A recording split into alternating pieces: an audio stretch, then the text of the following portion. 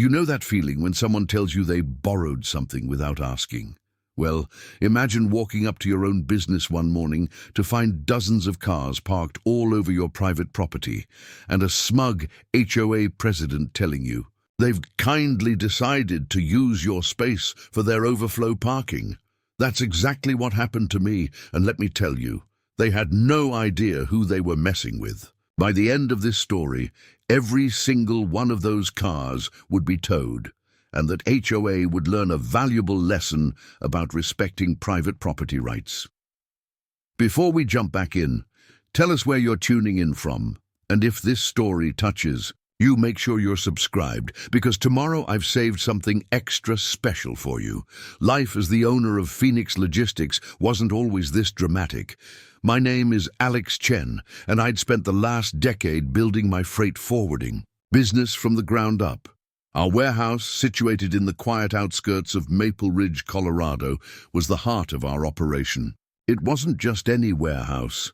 It was a carefully chosen facility that I'd invested everything into, perfectly positioned between the bustling Denver metro area and the peaceful Sierra Vista residential community.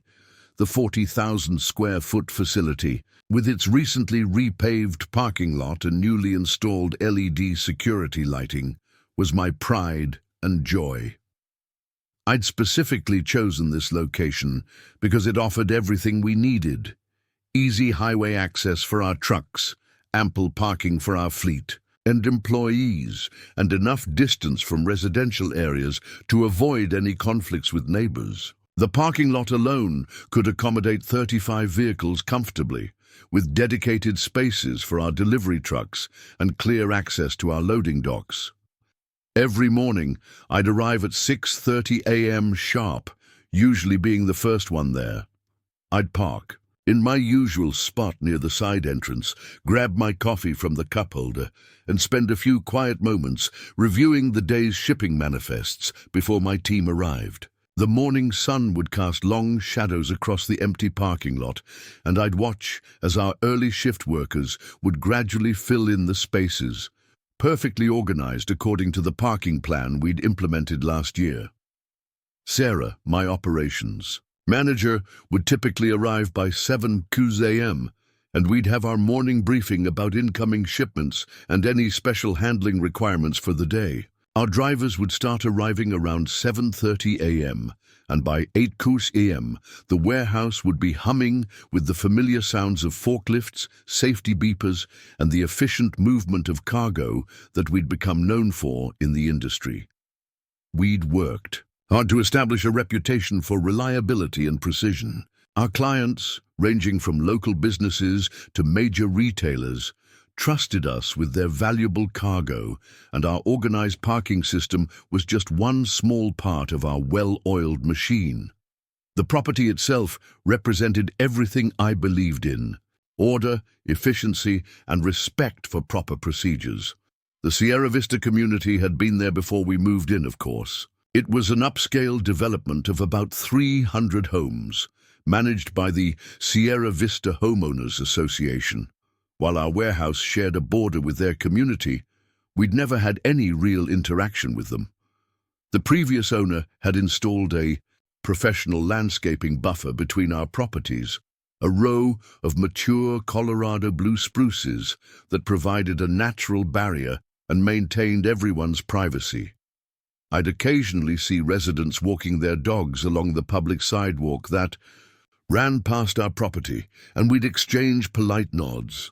Some even complimented us on how quiet and well-maintained our facility was, especially compared to the previous owner's tenure.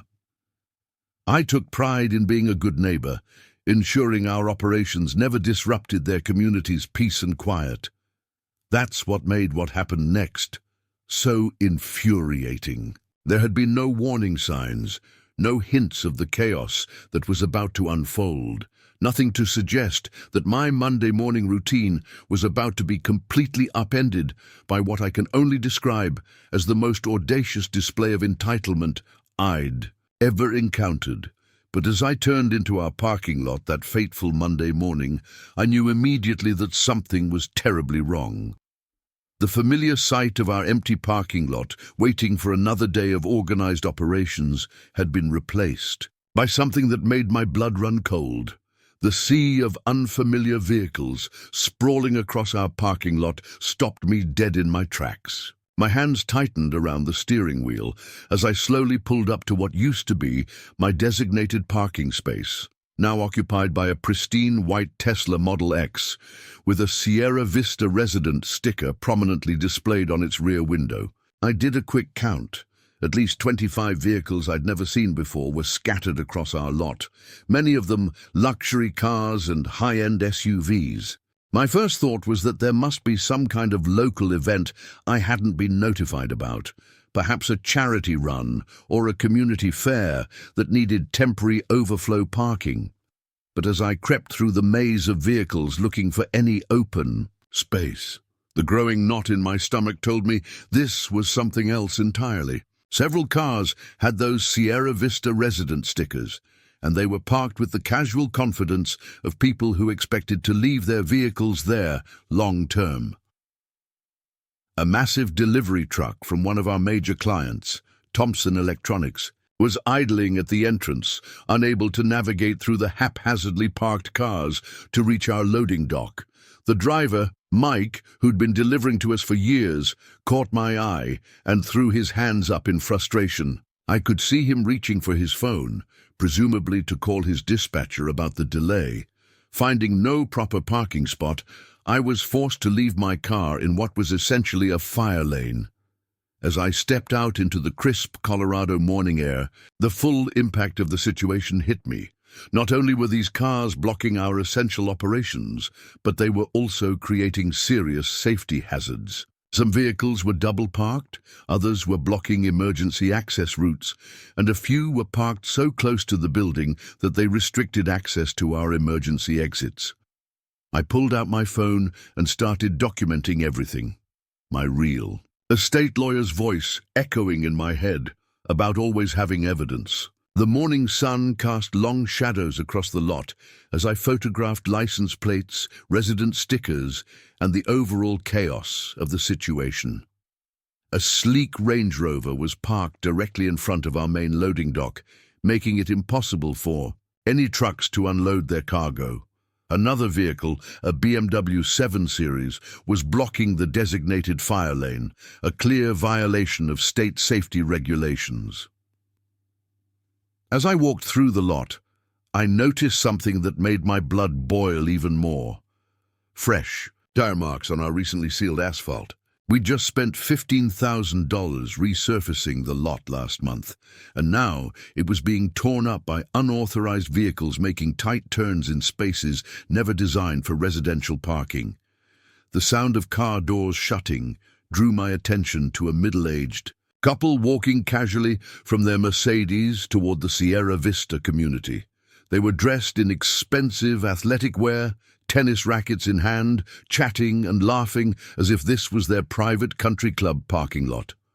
When they noticed me taking photos, they actually waved, completely oblivious to the fact that they were trespassing on private property. "Excuse me," I called out, trying to keep my voice level. "This is a private lot for Phoenix Logistics employees and delivery vehicles only." The woman turned, her designer sunglasses catching the morning light. "Oh, didn't you get the notice? The HOA sent out an email last week about the new parking arrangement. They said this lot was going to help with our overflow parking situation. Isn't it great how they've finally solved our parking problems?" I stood there momentarily speechless. Notice? New arrangement? This was the first I'd heard of any such thing, and it was my property. Before I could respond, the couple had already turned away, continuing their walk to what I assumed was the community tennis courts. My phone buzzed, a text from Sarah. "Boss, I'm parked on the street." "What's going on?" "3 of our morning shift workers can't find parking, and Jason says the Thompson Electronics delivery is already 20 minutes behind schedule." I took a deep breath, trying to control my rising anger. This wasn't just an inconvenience. This was a direct threat to our business operations. Every minute that delivery truck sat idling was costing us money, and I could already imagine the cascade of delays this would cause throughout our carefully planned day. Walking back to my car, I noticed something else, a glossy flyer tucked under several windshield wipers. My hand shook slightly as I pulled one free and read the header, Sierra Vista HOA Community Update, Extended Parking Solutions Now Available. The carefully worded document detailed how the HOA had secured additional parking options for residents, complete with a map showing our entire lot marked as Overflow Parking Zone A. They hadn't secured anything, they'd simply decided to take what wasn't theirs. As I stood there, watching more residents pull into my lot as if they owned it, I knew this was going to be a fight, but they had no idea who they were dealing with. I hadn't built this business by letting people walk all over me, and I wasn't about to start now. The situation demanded immediate action, but I needed to understand the full scope of what we were dealing with. I pulled out my tablet and started a detailed assessment of the chaos unfolding in our lot. Beyond just counting cars and documenting license plates, I needed to calculate the immediate impact on our business operations. The Thompson Electronics delivery wasn't our only scheduled shipment today. We had 12 more trucks expected throughout the day, and a morning staff of 15 employees who needed parking. Walking back into the warehouse, I found Sarah already organizing the morning chaos. She had our shift workers carpooling from a nearby shopping center, using Jeff's pickup truck as a shuttle. It wasn't a sustainable solution, but it would keep us operational for the moment. Her usual composed demeanor was cracking slightly as she juggled calls from delayed drivers and frustrated employees.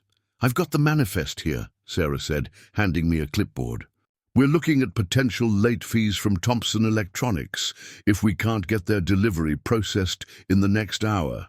Plus, Martinez Shipping called. They've got a time-sensitive medical supply delivery scheduled for 10 a.m., and their driver is worried about access to the loading dock." I scrolled through my email inbox, searching for any communication from the Sierra Vista HOA about this parking arrangement they'd supposedly implemented. Nothing. Not a single email, letter, or notice. I did, however, find something interesting. A community newsletter forwarded by one of our employees who lived in Sierra Vista. Buried in the middle was a brief announcement about expanded parking solutions being implemented, but it conveniently omitted any mention of whose property they were planning to appropriate. "Get me everything we have on Sierra Vista HOA," I told Sarah, moving to my office. "Property records, past communications, anything, and call building services. I want to know if they filed any permits or paperwork about this." While Sarah worked on that, I pulled up our property insurance documents and security camera footage. The cameras had captured everything, cars starting to arrive as early as 6 p.m. yesterday evening, gradually filling up our lot. Some residents had even taken photos, posing next to their parked cars, as if christening a new amenity. The footage would be useful later, but right now, I needed to understand our liability exposure. If any of these trespassing vehicles were damaged on our property, it could create a legal nightmare. My intercom buzzed. It was Marcus from security. "Mr. Chen, we've got 2 more delivery trucks waiting on Baker Street. They can't get in, and traffic's starting to back up. The city's going to have a fit if we block that intersection much longer." This was spiraling out of control. Our insurance policy was clear. Unauthorized vehicles parked on our property weren't covered. We also had strict contractual obligations with our clients about secure, accessible loading areas. Every minute these cars stayed here put us at greater risk. Opened our operations manual, flipping to the emergency protocol section. We had procedures for everything from natural disasters to power outages, but nothing for a hostile takeover of our parking lot. The closest scenario was our protocol for unauthorized vehicles blocking fire lanes, which required immediate towing. But that was for 1 or 2 vehicles, not an entire lot full of cars. Sarah returned with a stack of documents. "Found something interesting," she said, laying out a property survey from when we purchased the warehouse. The Sierra Vista HOA tried something similar with the previous owner 5 years ago. They claimed they had easement rights due to the shared access road on the north side. The case never went to court, but there are notes here about the HOA backing down after legal threats. This was valuable information. If they'd tried this before, they knew exactly what they were doing. This wasn't an innocent misunderstanding. It was a calculated move, betting that we'd roll over rather than fight back. My phone buzzed again. This time it was Emily from accounting. "Alex, I've run some quick numbers. If we can't get these deliveries processed on time, we're looking at substantial penalties. The Thompson Electronics contract alone has a $5,000 late delivery clause, not to mention the overtime we'll need to pay staff to make up for the delays." I stood by my office window, watching as another resident casually parked their Audi in a spot marked "Emergency Vehicles Only." The driver, dressed in expensive business attire, didn't even glance at the sign as he grabbed his briefcase and strolled away. The entitlement was staggering. A quick check of our security cameras showed our entire perimeter. Every entrance and exit was now effectively blocked by parked cars. We weren't just dealing with a parking issue anymore. This was a full-scale disruption of our business operations. The HOA had essentially laid siege to our facility, using their residents' vehicles as weapons. "Sarah," I called out, my decision made, "get me everything you can find on Sierra Vista HOA's board members, meeting minutes, public records, anything, and find out who their president is. It's time we paid them a visit." I could feel my jaw clenching as I watched another resident's car pull in, wrestling for one of the few remaining spaces. They had no idea what kind of fight they'd just started, but they were about to find out. The Sierra Vista HOA office occupied a pristine colonial-style building at the heart of their community, complete with manicured gardens and a bubbling fountain out front. The contrast between their serene setup and the chaos they'd created at my warehouse couldn't have been more stark. I'd taken a few minutes to compose myself before heading over, changing into a crisp business suit. If they wanted to play. In power games, I'd show them what real professionalism looked like. As I pushed through the heavy oak doors, the blast of cold air and soft classical music created an atmosphere more fitting for a luxury spa than a homeowners association office. A young woman behind a curved marble desk looked up, her practiced smile faltering slightly at my determined expression. "Welcome to Sierra Vista Community Management. How may I assist you today?" Her nameplate read, "Jessica Palmer, Community Relations Coordinator. I need to speak with whoever's in charge," I stated firmly, maintaining eye contact. "I'm Alex Chen, owner of Phoenix Logistics, and we have an urgent situation that requires immediate attention." Jessica's fingers danced across her keyboard. "Let me see. Mr. Chen, I don't show any scheduled appointments for today. Our board president, Mrs. Victoria Blackwood, is quite busy with community matters. Perhaps I could schedule you for next week's open forum." "This can't wait until next week," I replied, keeping my voice level but firm. "Your organization has authorized residents to park in my private lot without any consultation or permission. It's currently preventing my business from operating and creating serious liability issues." Her smile tightened. "Oh, the new parking initiative, yes. That was discussed at last month's board meeting. I believe all relevant parties were notified." "I was never notified," I interrupted, placing both hands on her desk and leaning forward, slightly. And as the property owner, I should have been the first person consulted. Now, I can either speak with Mrs. Blackwood today, or my next conversation will be with my lawyers. The mention of lawyers worked like magic.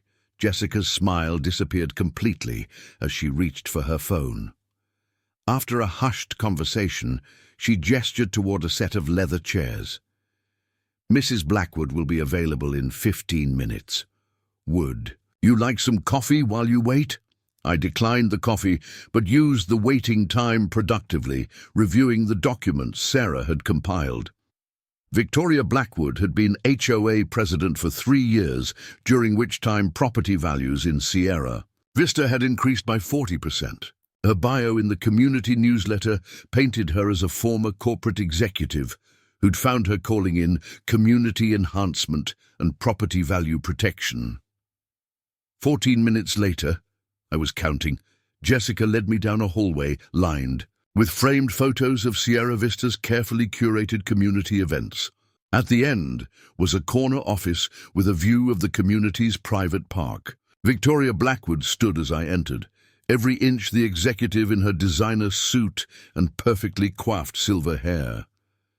"Mr. Chen," she extended her hand with practiced grace. "I understand you have some concerns about our community parking initiative. Please have a seat." I remained standing. "Mrs. Blackwood, I'm here because your initiative is currently trespassing on private property and disrupting a legitimate business operation. I need those cars removed immediately." She sat back down, gesturing again to the chair across from her desk. "Mr. Chen, please. We're all reasonable people here. The parking situation in our community has become untenable, and your facilities' underutilized lot presented an obvious solution. We simply optimized available resources for the greater community good." "Optimized available resources?" I echoed in disbelief. "You're trespassing on private property and preventing my business from operating. There's nothing optimal about that." Victoria's smile didn't waver. "Mr. Chen, Sierra Vista is a premium community. Our residents expect certain amenities, and parking has become a critical issue. Your lot sits empty most evenings and weekends. Surely we can reach some kind of arrangement that benefits everyone." "The only arrangement," I stated firmly, "is the immediate removal of all unauthorized vehicles from my property. Your residents are blocking loading docks, creating safety hazards, and preventing my employees from parking. This isn't a negotiation." Her expression cooled noticeably. "Mr. Chen, I don't think you understand the influence our HOA has in this area. We maintain excellent relationships with local government officials, and our residents include several prominent members of the business community. A cooperative approach would be in everyone's best interest." The threat was clear, if carefully worded. I leaned forward, placing my hands on her desk. "No, Mrs. Blackwood, I don't think you understand. That lot is private property. Every car parked there without authorization is trespassing. Every minute they prevent my business from operating costs me money. You have exactly 24 hours to remove those vehicles and notify your residents that the lot is off limits." "Or what?" she asked, her practiced smile now completely gone. "Or I'll have every single vehicle towed at the owner's expense, and my lawyers will be in touch about the business disruption and attempted property theft." "Your choice." Victoria stood slowly, her expression hardening. "Mr. Chen, I strongly advise you to reconsider your position. The HOA has substantial resources, and we protect our community's interests vigorously. Don't turn this into an unnecessary conflict." "The conflict started when you decided to steal my property," I replied, turning toward the door. 24 hours, Mrs. Blackwood. After that, it gets expensive, for your residents and for you." The temperature in Victoria Blackwood's office seemed to drop several degrees as she circled her desk, her Louboutin heels clicking against the hardwood floor. "Mr. Chen, let's be clear about something," she said, her voice taking on an edge I'd heard many times before from people who weren't used to being challenged. Sierra Vista is a premier community with over 300 influential residents. Your warehouse, while certainly functional, impacts our property values and community aesthetic. I caught the slight pause before warehouse, the way she almost sneered the word, Classic power play, trying to diminish my business to justify their actions. My warehouse, as you put it, was here before your development expanded this. Ifar.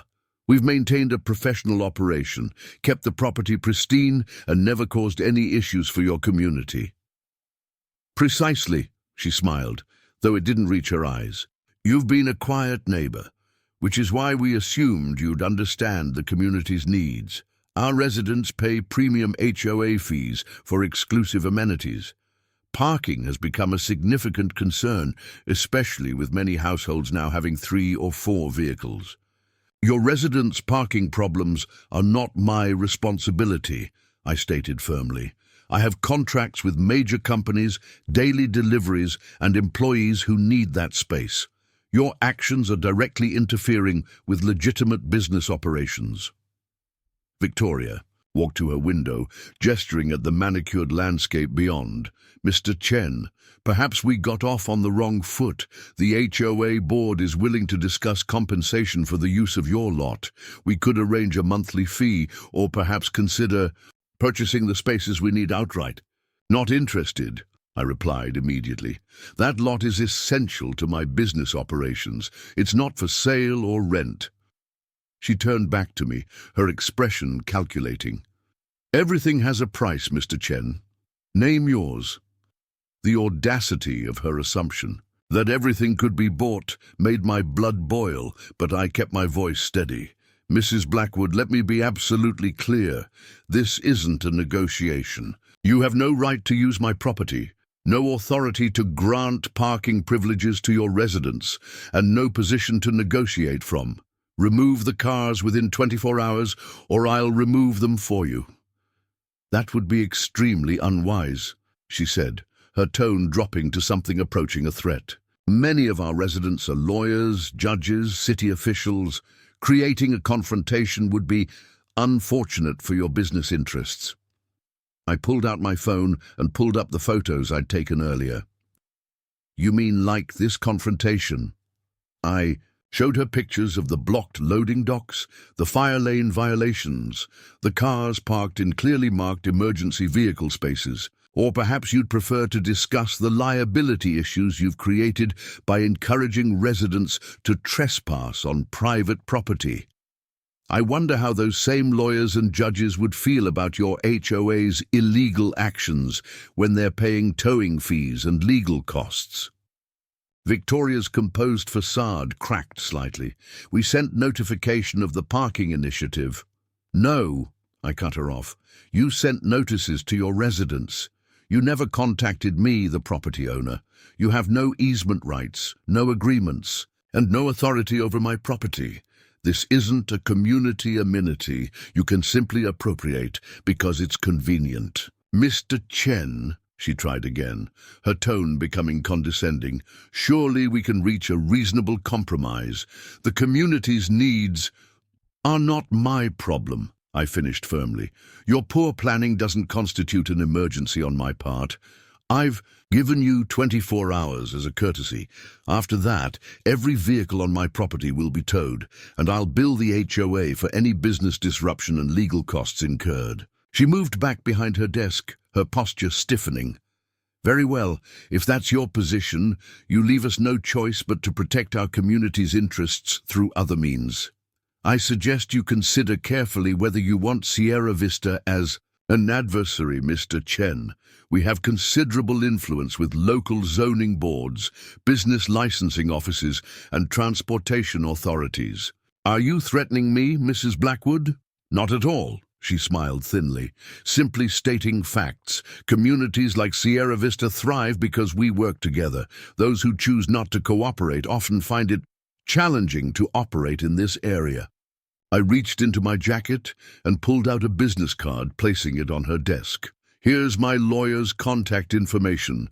Direct any further communications through her office. 24 hours, Mrs. Blackwood. After that, your residents will be calling. Towing companies, not me. As I turned to leave, she called after me. This isn't over, Mr. Chen. Not by a long shot. I paused at the door, looking back at her.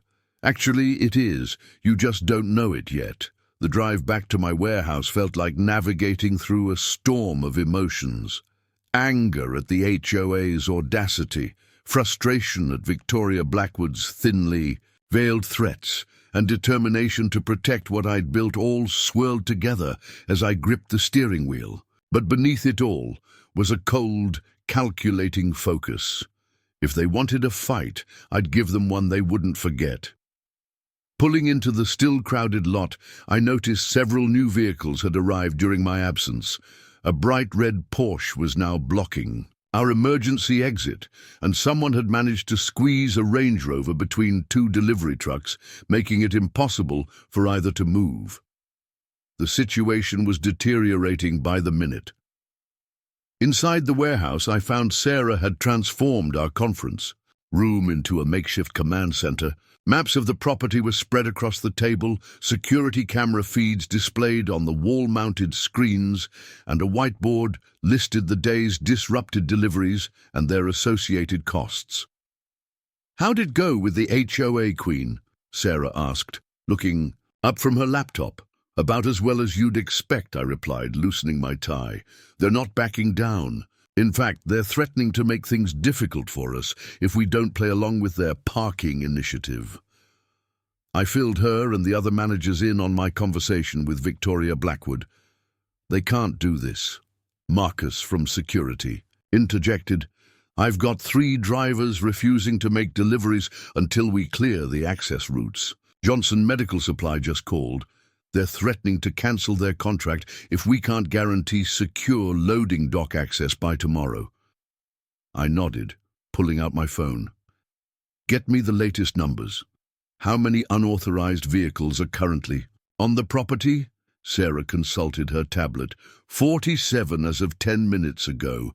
We've documented license plates, parking locations, and timestamps for all of them. I've also started calculating lost revenue. We're already looking at over $12,000 in delayed deliveries and contract penalties. Good. Document everything. I started dialing my lawyer's number. We're going to need a clear paper trail. Rebecca Torres had been my legal counsel since I started Phoenix Logistics. She answered on the second ring, and I quickly briefed her. "On the situation." "They did what?" Her voice crackled through the speakerphone. "Alex, this is textbook unauthorized use of private property. Their parking initiative isn't worth the paper it's printed on. Send me everything you've documented. So far, photos, security footage, that flyer they distributed, everything." "What about their threats?" I asked. "Blackwood basically implied they'd cause problems with our licenses and permits if we don't cooperate." "That's even better," Rebecca replied, and I could hear her typing. "If we can prove they're attempting to coerce you through threats of regulatory interference, we can add that to potential legal action. Have you posted clear no parking signs?" "Not yet. That's next on the list. Get them up immediately. Make them big, visible, and explicit. Private property, no unauthorized parking. Violators will be towed at owner's expense. Document their placement with photos and video, then give them 24 hours notice before taking action." I looked at Sarah, who was already nodding and reaching for her phone to order the signs. "What about our liability exposure?" I asked Rebecca. "If one of these cars gets damaged while illegally parked here?" "Document everything, but don't touch any of the vehicles. If there's damage, that's on them. They're trespassing on clearly marked private property. Just make sure your signs are up and visible before you start towing." After ending the call, I gathered my core team. We needed a clear strategy for the next 24 hours. "Sarah, coordinate with the sign company. I want those warnings up within 2 hours. Marcus, get me quotes from towing companies, but be discreet. We don't want the HOA getting wind of which company we're using. Emily, keep tracking all financial impacts. If we end up in court, I want exact numbers on how much this stunt is costing us." "What about the drivers waiting to make deliveries?" Marcus asked. I thought for a moment. "Contact all affected clients. Be transparent about the situation. Explain that we're dealing with unauthorized vehicles blocking access and that we're taking legal action to resolve it. Offer alternative delivery arrangements where possible, even if we have to eat the extra costs. Document everything. As my team dispersed to handle their assignments, I walked to my office window, watching another resident casually park their BMW in a spot marked emergency vehicles only. The entitlement was staggering, but it wouldn't last long. My phone buzzed with a text from Victoria Blackwood. Mr. Chen, the HOA board is willing to discuss this further. Perhaps we could arrange a meeting to find a mutually beneficial solution. I showed the message to Sarah, who had returned with the sign company's confirmation.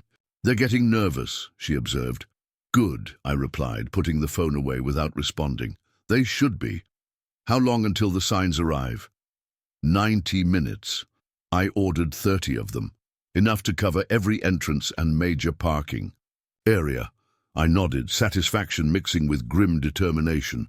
Perfect. Let's make sure everyone knows exactly what's coming. The next few hours were a study in calculated patience and methodical documentation. As the warning signs went up around the property, large, red-lettered declarations of private property, no unauthorized parking, violators will be towed at owner's expense. I watched resident reactions through our security cameras. Some barely glanced at the warnings, while others stopped to read them, looked concerned, then continued walking away from their illegally parked vehicles anyway. Sarah had set up a detailed logging system. Every new vehicle that entered our lot was photographed, its license plate recorded, and its parking position documented. We also kept track of how many times each car prevented our legitimate business operations. The growing spreadsheet told a damning story of entitlement and disruption. You need to see this. Marcus called me over to the security monitors around 2 p.m. The footage showed a Tesla Model X attempting to squeeze into a space clearly marked loading zone, do not block.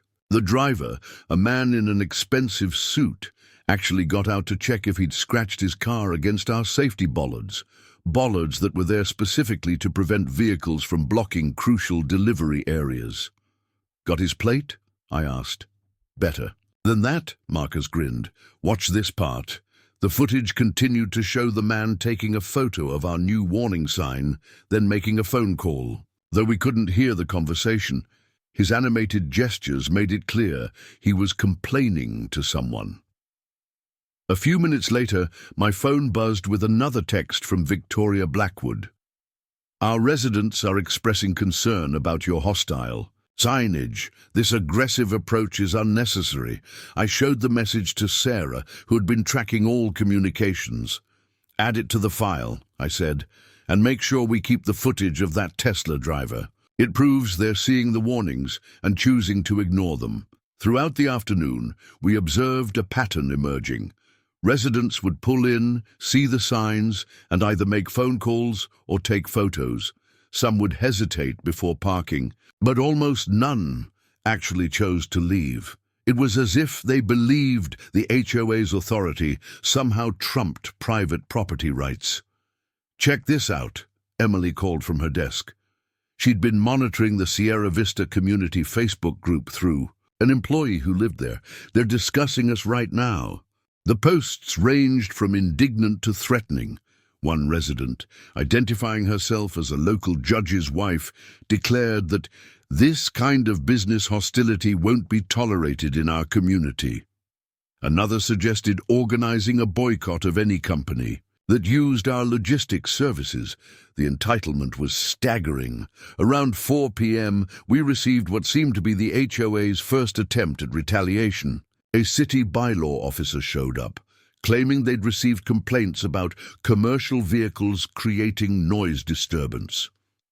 The irony of this complaint, given that our delivery trucks couldn't even access most of the property, wasn't lost on anyone. I met with the officer personally, walking him through our situation. To his credit, he quickly recognized what was really going on. Look, he said off the record, I've dealt with Sierra Vista HOA before. They pull this kind of stuff all the time. Just make sure you document everything and follow proper procedures. For the towing, as evening approached, we witnessed what Sarah dubbed the shift change, morning parkers leaving only to be immediately replaced by residents returning from work. The warning signs continued to be ignored. If anything, the parking situation was getting worse. "Alex," Sarah called me over around 6 p.m. "You need to see these numbers." The daily impact report was sobering. 52 delivery vehicles delayed or turned away. 23 employees forced to find alternative parking. 4 client contracts at risk due to access issues. Estimated revenue loss approaching 20,000. But what really caught my attention was the security footage from various angles around the property. Sarah had compiled a time-lapse showing how the resident vehicles were actually creating a worsening safety hazard. Emergency access routes were completely blocked, fire lanes were obstructed, and our sprinkler system connections were inaccessible. "Send all of this to Rebecca," I instructed, "especially the safety violations. Those are municipal code issues. The HOA can't talk their way around those." As night fell, the parking lot transformed into something resembling a luxury car showroom. Mercedes, BMWs, Audis, and various other high-end vehicles filled every available space. The entitlement was almost impressive in its brazenness. I stood at my office window, watching as a resident in yoga gear casually moved one of our safety cones so she could park her Lexus in a clearly marked fire lane. She didn't even flinch. When the cone fell over, just stepped over it and walked away, phone in hand. "Time check," I called out to Sarah. 16 hours until the deadline," she replied, not looking up from her documentation. I nodded, watching another resident ignore. "Our warning signs. Keep recording everything. Tomorrow they learn about consequences." Early the next morning, before the sun had even risen, I met with Rebecca Torres in her downtown law office. The leather chairs and dark wood paneling created an atmosphere of quiet authority, exactly what we needed right now. Spread across her massive desk were photographs, security camera stills, and detailed logs of every violation we'd documented. "You've done this perfectly," Rebecca nodded, reviewing our documentation. "Every vehicle photographed, every safety violation logged, timestamps on everything. And these warning signs, they couldn't be clearer if they were written in neon." She pulled out a thick folder of municipal codes and property laws. "The HOA doesn't have a legal leg to stand on."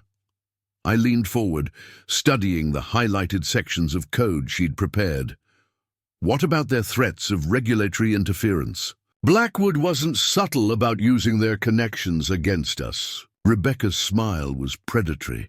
"That's the best part. I've drafted cease and desist letters, not just for the parking violations, but also for their attempted coercion. If they try to interfere with your business licenses or permits, we'll have documented evidence of retaliatory intent." Plus, she pulled out another document. "I took the liberty of filing a preliminary complaint with the State Attorney General's office about potential abuse of HOA authority." We spent the next hour reviewing every detail of our planned response. Rebecca had arranged for 3 different towing companies to be on standby, all from outside the immediate area to avoid any HOA influence. She'd also coordinated with the local police department to have officers present when the towing began, anticipating potential confrontations. "One more thing," Rebecca said, pulling out a final document. "I've prepared an emergency injunction. Request: if the HOA tries any last-minute legal maneuvers to stop the towing, we can file this immediately.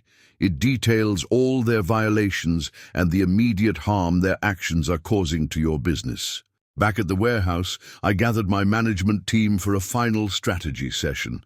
Sarah had prepared detailed maps showing the planned towing sequence, prioritizing vehicles blocking emergency access points and delivery zones.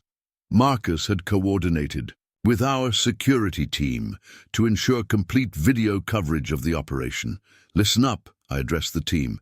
Today's going to be intense. The HOA residents aren't going to take this well, and we need to be prepared for everything. Nobody engages directly with angry residents. Direct them to this number. I handed out cards with our lawyer's contact information. Document everything, but do not get into arguments or confrontations. Emily from accounting presented her final impact assessment. The numbers were staggering. Nearly $50,000 in lost revenue and additional costs over just 2 days. 3 major. Clients had already issued formal complaints about delivery delays, and one was threatening to terminate their contract. Add this to the file, I told her. Every dollar they've cost us is going into the legal record. Around noon, Victoria Blackwood made one last attempt at manipulation. She arrived unannounced, wearing an expensive suit and her most diplomatic smile. I met her in the parking lot, deliberately choosing a spot next to one of our largest warning signs. "Mr. Chen," she began, her tone carefully modulated. "I believe we've gotten off on the wrong foot. The HOA board has authorized me to discuss a formal arrangement. We're prepared to offer compensation for designated parking spaces." I let her finish, then pointed to the warning sign. "Can you read that sign, Mrs. Blackwood?" She blinked, thrown off script. "I hardly see how—" "Read it, out loud." Her lips tightened, but she complied. "Private property, no unauthorized parking. Violators will be towed at owner's expense." "Exactly," I said.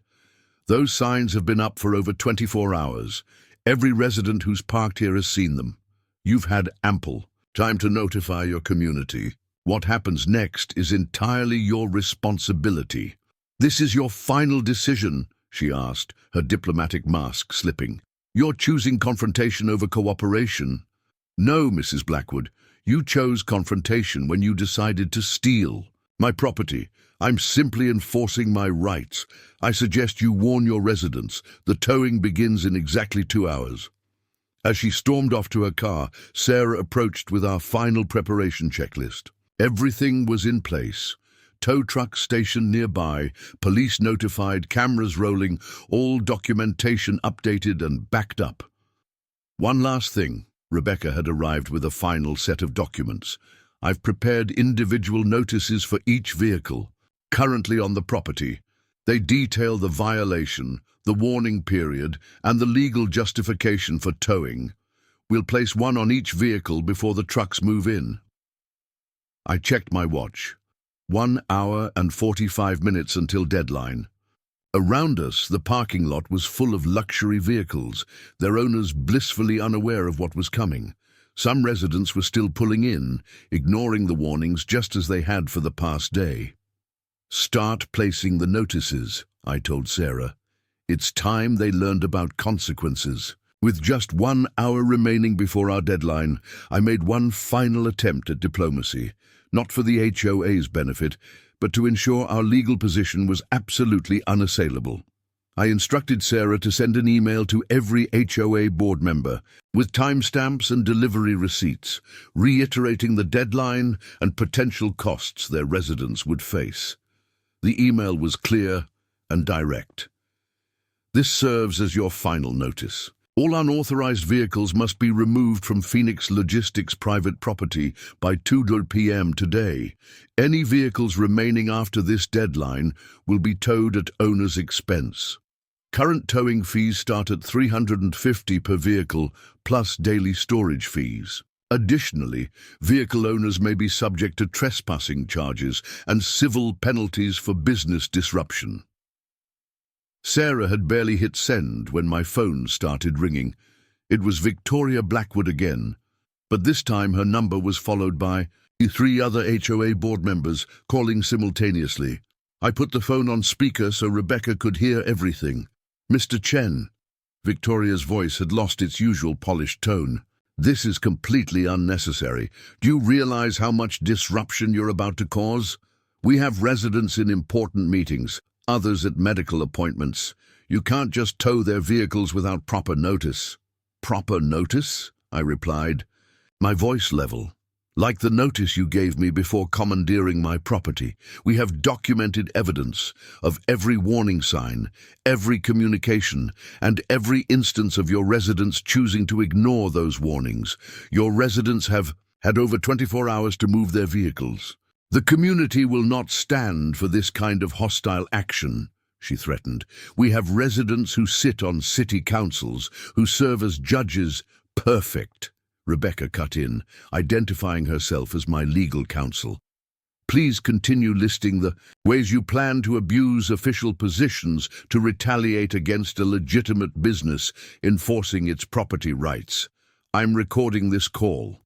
There was a moment of silence before Victoria's tone changed completely. Perhaps we could discuss this in person. The board could convene an emergency session right now. I checked the time, 45 minutes until deadline. Any resident who wants to avoid towing fees has exactly 45 minutes to move their vehicle. That's more generous than the city's standard towing notice period. After that, we proceed as planned. This is your final decision? Victoria asked, her voice tight with anger. No, Mrs. Blackwood, this was your decision. You made it when you decided to steal my property instead of solving your parking problems legally. Everything that happens next is the consequence of your choices. After hanging up, I watched through the security feeds as Victoria and several other HOA board members rushed to the community center. They emerged minutes later with stacks of papers, presumably trying to organize some kind of last-minute legal intervention. They'll probably try to file an emergency injunction, Rebecca observed, already pulling out the counterfiling she'd prepared. But they won't get it. No judge will support their position once they see our documentation. Sarah approached with an update. We've placed final notices on all vehicles, 63 total. Photography team has documented each notice placement. Police have confirmed they'll have 2 units here by 1:45 p.m. to maintain order. I nodded, watching the clock. Some residents had started to trickle in, having finally received word that we were serious. They moved their vehicles quickly, casting angry glances at our cameras. But they were the minority. Most spaces remained occupied, their owners either unaware or unconcerned about the impending consequences. At 1:30 p.m., Victoria made one last attempt.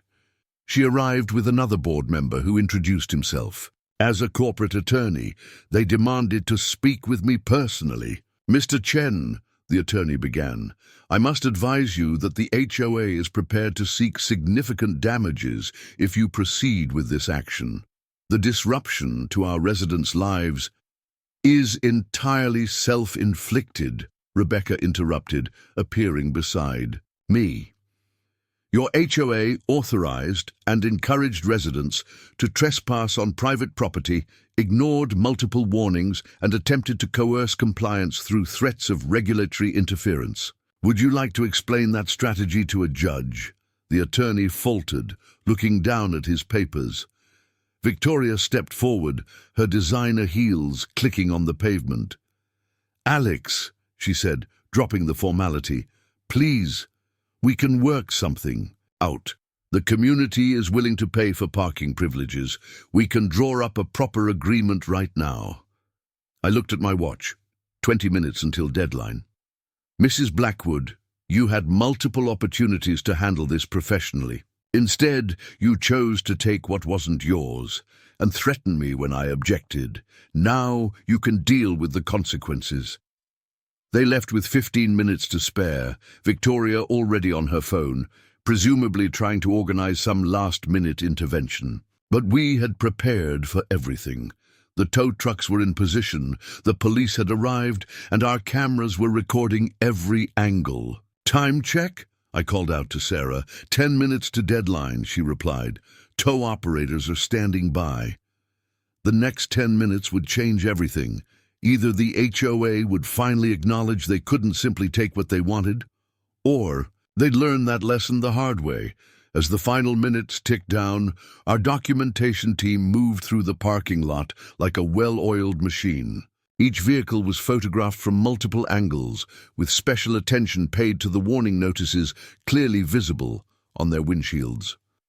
Sarah had created a detailed checklist to ensure nothing could be challenged later.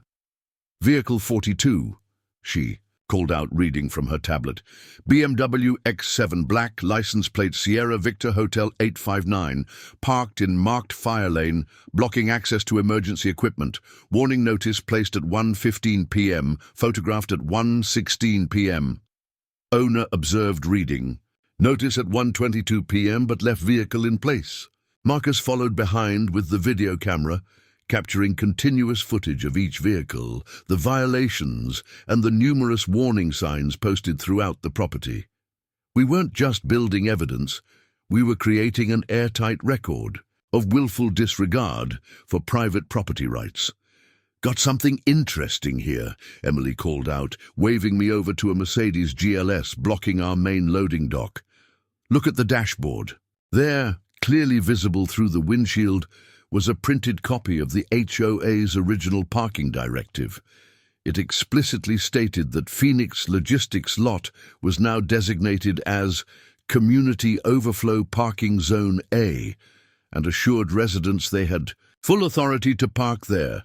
"Perfect," Rebecca said, snapping additional photos. "This proves the HOA knowingly misled their residents. Add it to the priority documentation file." The scene around us was becoming increasingly tense. Word had finally started spreading through the Sierra Vista community about our imminent towing plans. A few residents rushed to move their vehicles, creating a minor traffic jam as they maneuvered through the crowded lot. Others stood at the edge of the property, phones raised, recording our documentation team with hostile expressions. "Mr. Chen," a voice called out. A man in an expensive suit was striding toward us, his face red with anger.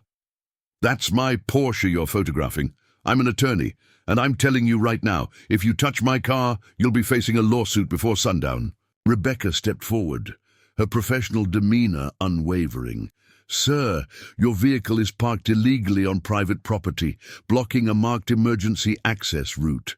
We have documented warnings posted for over 24 hours, and a specific notice has been on your vehicle for," she checked her notes, 2 hours and 17 minutes. You have exactly 8 minutes to move it before it's towed at your expense." "This is outrageous," he sputtered. "The HOA approved this parking arrangement." "The HOA has no authority to approve use of private property they don't own," Rebecca replied calmly. 7 minutes now. As the attorney stormed off to move his car, Sarah continued her methodical documentation. Each vehicle's location was marked on a digital map of the property, creating a clear record of how the unauthorized parking had disrupted our business operations. "Look at this," Marcus called, pointing to his tablet. He'd compiled a time-lapse from our security cameras showing the gradual takeover of our lot over the past 2 days. The footage clearly demonstrated how the resident vehicles had systematically blocked access to loading docks, emergency equipment, and designated safety zones. Victoria Blackwood made one final appearance with just 5 minutes remaining. She was accompanied by 2 other board members and what appeared to be another lawyer. They marched toward us, waving papers. "We've filed for an emergency injunction," she announced triumphantly, trying to hand me a document. "You can't proceed with any towing until this is heard by a judge." Rebecca took the paper instead, scanning it quickly before letting out a small laugh. "This isn't an injunction, Mrs. Blackwood. This is an application for an injunction. It hasn't been granted or even reviewed by a judge. And given the extensive documentation we have of your HOA's actions, it won't be." "You don't know that," Victoria snapped. "We have significant influence." "Are you really threatening to improperly influence judicial proceedings?" Rebecca interrupted, her phone recording the conversation. "Please, continue. This will be fascinating evidence for the State Bar Association." Victoria's face flushed as she realized her mistake. The lawyer accompanying her quickly pulled her aside, speaking in urgent whispers. Around us, more residents were appearing, drawn by the growing confrontation.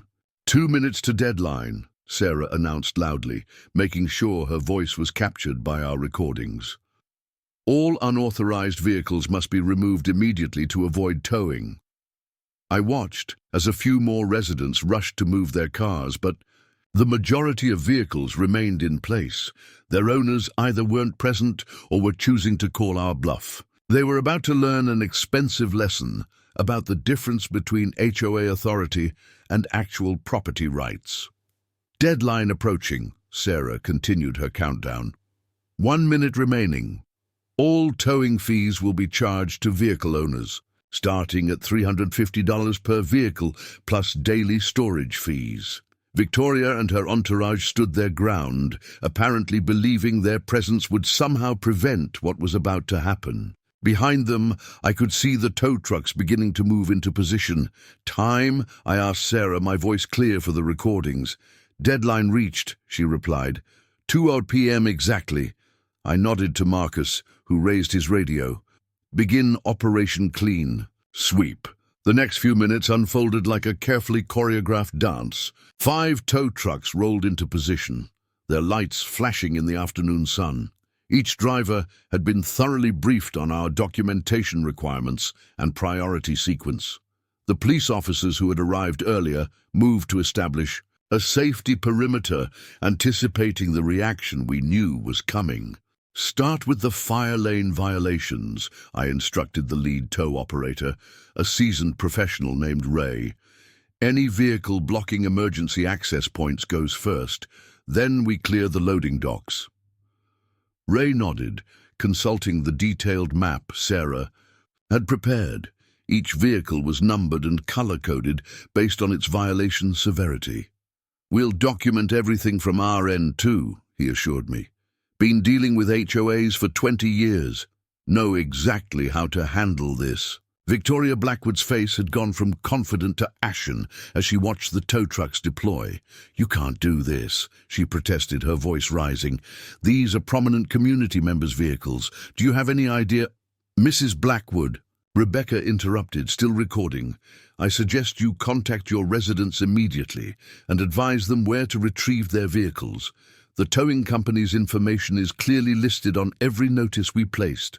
The longer they wait, the more it will cost them. The first tow truck moved into position behind a white Mercedes that was blocking our main fire hydrant access. The driver efficiently began the hookup process as a small crowd of residents gathered, many filming with their phones. Priority sequence. Confirmed, Sarah called out, coordinating with our security team. Vehicles 17, 23 and 31 are first up, all blocking emergency access points. Vehicles 8, 12 and 44 next for loading dock clearance. A woman in designer yoga wear rushed forward, waving her arms. That's my car. You can't tow my car. I have a tennis lesson in 20 minutes. Ma'am, one of the police officers stepped forward. Please stay behind the safety line. The vehicle is being legally towed from private property after multiple warnings. You can retrieve it at the address listed on the notice on your windshield. The scene was quickly becoming chaotic. More residents were arriving, alerted by frantic phone calls and text messages. The HOA board members huddled together, making urgent calls of their own. Through it all, our team maintained absolute professionalism, documenting every step of the operation. Ray, I called out as the first Mercedes was secured, make sure you get clear photos of the warning notice on each vehicle before you move it. We need to prove they were all properly notified. Victoria made one last desperate attempt to stop the operation. Think about what you're doing, she pleaded, her composed facade cracking. These people have influence. They'll make your life difficult. The HOA has resources. The HOA has nothing but empty threats, Rebecca cut in. Every word you're saying is being recorded and will be included in our documentation of your attempted coercion. Would you like to continue threatening illegal retaliation? The first Mercedes was now fully secured and ready for transport. Ray gave us a thumbs up and the truck began to move. The owner of the car, who had just arrived, let out a wail of distress that would have been comical if the situation weren't so serious. "Document her reaction," Rebecca murmured to our video team. "If she tries to claim she wasn't properly notified later, this shows she was clearly aware of the towing as it happened." Sarah approached with an update from our business operations team. "First delivery truck is standing by to reclaim the loading dock as soon as we clear it. Johnson Medical Supply has confirmed they'll resume deliveries once we guarantee secure access." I nodded, watching as the second tow truck moved into a position behind a BMW blocking emergency exit routes. "Keep the documentation flowing. I want every step of this operation recorded from multiple angles." The crowd of residents was growing larger, their angry voices creating a backdrop of entitled outrage. Some were demanding to speak with managers. Others were threatening lawsuits, and a few were trying to negotiate last-minute reprieves. "Vehicle owners," one of the police officers announced through his car's speaker system, "if your car is in this lot, it will be towed.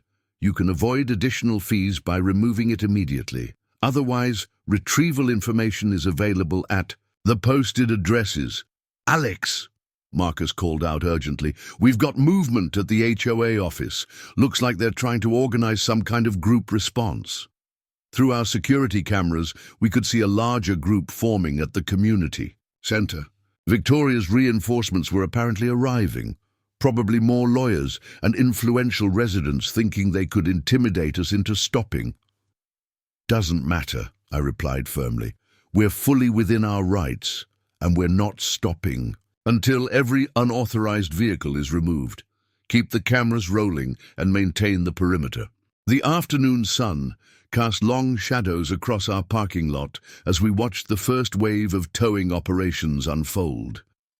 The initial chaos had evolved into a sort of grim efficiency, with Ray's team methodically working through our priority list. The scene before us was a stark illustration of consequences meeting entitlement head-on.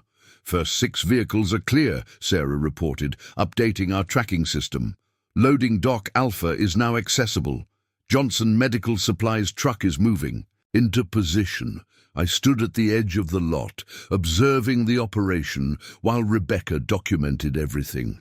The crowd of residents had grown larger, but the police presence kept them at a safe distance. Their reactions ranged from outrage to disbelief, with some frantically calling the HOA office and others filming everything on their phones. Victoria Blackwood had retreated to the community center, but we could see her through our security feeds, surrounded by what appeared to be several attorneys and angry residents. They were clearly planning something, but it didn't matter. We had the law on our side. "Mr. Chen," a well-dressed man approached, identifying himself as a state senator's aide. "Perhaps we could discuss this privately. The senator is very concerned about the community impact of your actions." Rebecca stepped forward before I could respond. "Is the senator attempting to use his official position to interfere with a private property matter? That would be fascinating to document." The aide retreated quickly, but the attempt was telling. The HOA was pulling every string they could reach, trying to leverage their connections to stop us. They still didn't understand that influence couldn't override property rights. "Vehicle count update," Marcus called out. 12 cleared so far, 41 remaining. Ray's team is maintaining pace at about 1 vehicle every 8 minutes. The efficiency of the operation was impressive. Each tow truck followed our carefully planned sequence, ensuring maximum impact with minimal chaos. Emergency access points were being cleared first, followed by loading docks and fire lanes. The transformation of our lot was becoming visible. With each vehicle removed, a commotion near the community center caught our attention. Victoria had emerged with what looked like reinforcements. Several men in expensive suits carrying legal briefcases, accompanied by what appeared to be local business leaders and community officials. "Right on schedule," Rebecca commented, checking her watch. "They've called in their power players. Want to bet how many different ways they'll try to threaten us?" The new group approached en masse, led by a distinguished-looking man who introduced himself as Judge Harrison. The title was wielded like a weapon, but his next words revealed it was retired, a detail that spoke volumes about the HOA's desperate tactics. "Mr. Chen," he began, his tone condescending, "I've reviewed the situation, and I strongly suggest you cease this aggressive action. The community is prepared to pursue all available remedies." "Your Honor," Rebecca interrupted smoothly, "are you here in an official capacity? Because if not, you're simply another resident who's been misled by the HOA into believing they had authority over private property they don't own."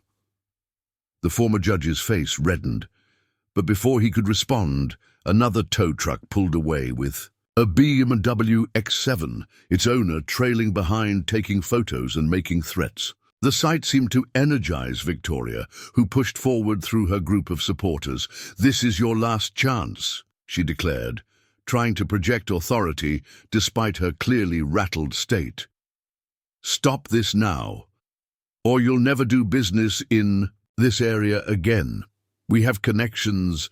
"Mrs. Blackwood," I cut her off, "every threat you make is being recorded and will be included in our legal documentation.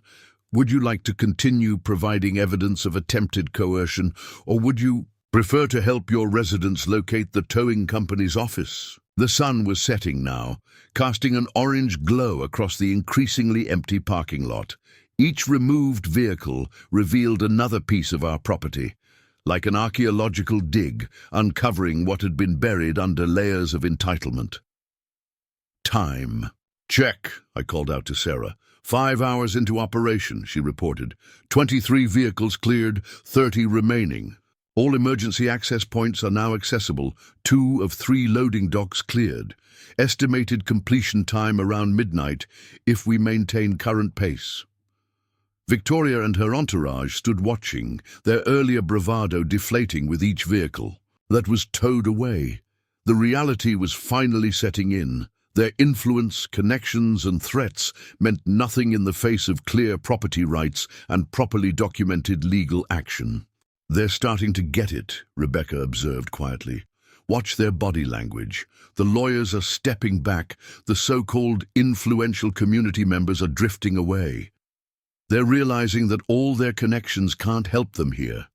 I nodded, watching another tow truck move into position. Sometimes the most powerful lesson is simply learning that you're not as powerful as you thought you were.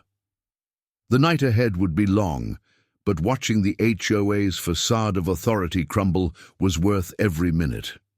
Sometimes standing your ground meant being willing to go the distance, no matter how many obstacles the other side threw in your path. As night fell, our parking lot was transformed into a brilliantly lit stage for the final act of our operation. Industrial floodlights cast harsh white light across the remaining vehicles, while our tow teams worked with methodical precision. The crowd of residents had thinned somewhat, but those who remained were becoming increasingly desperate. "Just got word from the first impound lot," Marcus reported, checking his tablet.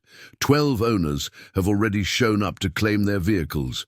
You should hear some of the stories they're telling. Apparently the HOA assured them this was all completely legal. I watched as another luxury SUV was secured to a tow truck, its owner pacing nearby and arguing loudly into his phone with someone he kept referring to as my lawyer.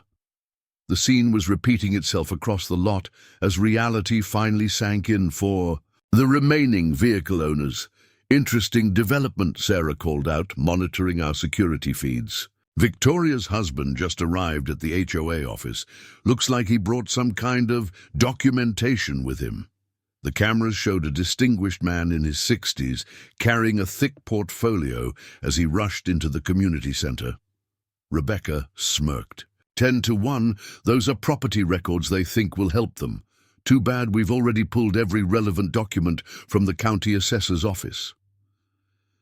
The night operation brought new challenges. Some residents, perhaps thinking the darkness would provide cover, attempted to sneak past our security perimeter to reach their vehicles.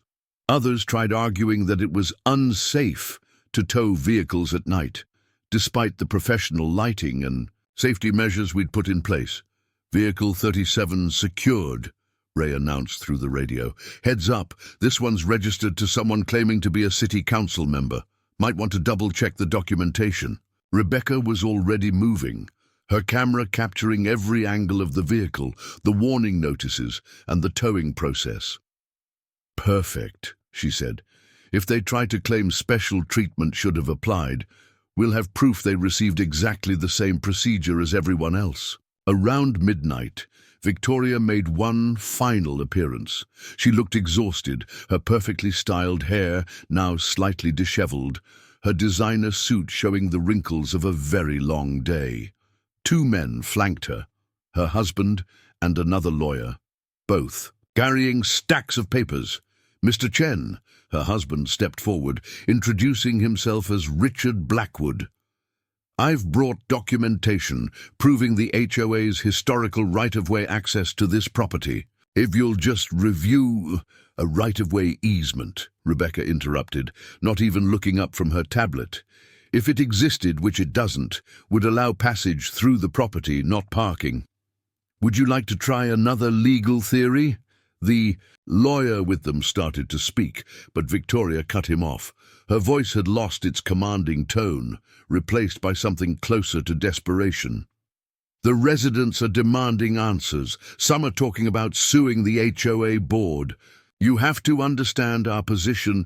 "Your position," I replied calmly, "is that you deliberately misled your residents, encouraged them to trespass on private property, ignored multiple warnings, and attempted to use political influence to continue breaking the law." "Did I miss anything?" Richard Blackwood's face reddened. "Now see here." "No, you see here," I cut him off. "Every vehicle remaining on this lot will be towed. Every dollar of business disruption will be documented. Every threat and attempt at coercion has been recorded. You created this situation, and now you get to deal with the consequences." As if to emphasize my point, another tow truck pulled away, carrying what appeared to be a brand-new Tesla. Its owner, a young woman in medical scrubs, was nearly in tears as she called someone about getting a ride to the impound lot. "Current count," Sarah announced, loud enough for the Blackwoods to hear. 38 vehicles removed, 14 remaining. Estimated completion time 2 a.m. Total documented business losses now exceeding $75,000. All incidents of attempted interference and coercion have been logged and submitted to our legal team. Victoria's shoulders slumped slightly. For the first time, she seemed to truly grasp the magnitude of her miscalculation. Her husband placed a hand on her arm, murmuring something about damage control and emergency board meeting.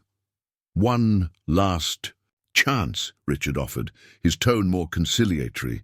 "We can still find a way to resolve this that works for everyone." "This is being resolved," I replied. "One vehicle at a time. I suggest you focus on helping your residents understand why they're paying towing fees and looking for new parking solutions." As they turned to leave, Victoria paused. "You've made enemies today, Mr. Chen. Powerful ones." Rebecca's camera whirred as she captured the threat. "Wonderful," she said cheerfully. "That'll go nicely with our documentation of attempted intimidation. Would you like to add anything else for the record?"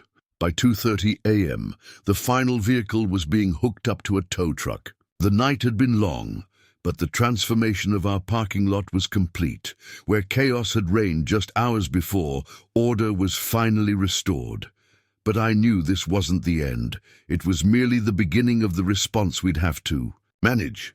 The first wave hit at 6 a.m. sharp, when local morning news vans began arriving at our property. Apparently, some residents had contacted media outlets, hoping to paint us as the villains. Sarah had anticipated this, and our prepared statement was ready. Phoenix Logistics was forced to take action after unauthorized vehicles blocked emergency access and prevented legitimate business operations, I stated calmly to the reporters, standing in our now empty parking lot. Multiple warnings were issued, and every vehicle owner was given ample time to comply. This was strictly a matter of private property rights and public safety.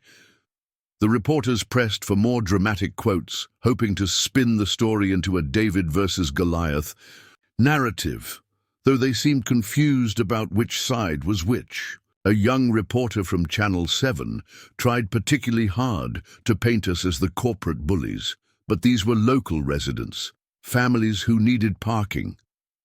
Couldn't you have shown more flexibility? Rebecca stepped in smoothly.